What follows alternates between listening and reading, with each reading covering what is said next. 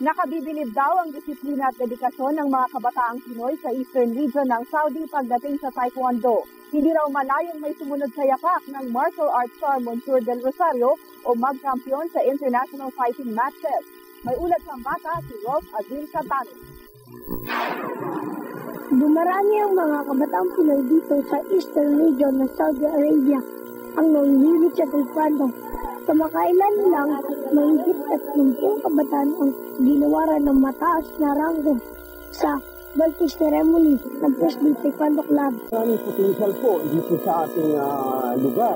Itong Philippine School Damam, they really have students or players that really can gain a gold medal in the local and international competition. Sa Presley Auditorium, ang ilan sa kanila ay gustong maging katulad ng sikat na karatistang si Monsieur Del Rosario, habang ang ilan naman ay gusto sumali sa torneo sa ibang bansa balang araw. Nag-enjoy po ako sa pagtataekwondo at sa paglagay ko ng katulad ako ni Monsieur Del Rosario. Balang araw po, gusto pong sumali sa mga international competition po para maibagayway po ang bandila po ng Pilipinas. Ayon sa kanilang instructors, hindi malayo na maaabot ng mga estudyante ito ang kanilang minimiti. Dahil ito naman daw talaga ang ninanais ng club.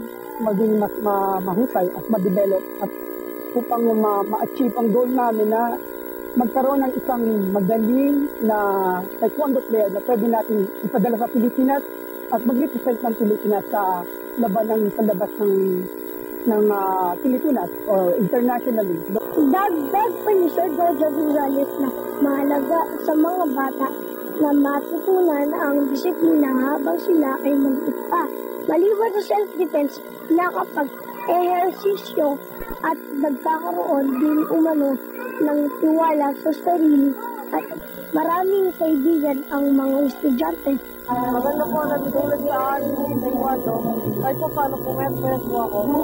At dahil kaya ko ng proteksyon na aking sarili. Bilang parents ko ng anak ko na sumali sa taekwondo, natutuwa po ako sa kanya dahil siya po ay nagkaroon po siya nag-gain po siya ng self-confidence and nagkaroon siya ng mas maraming kaibigan.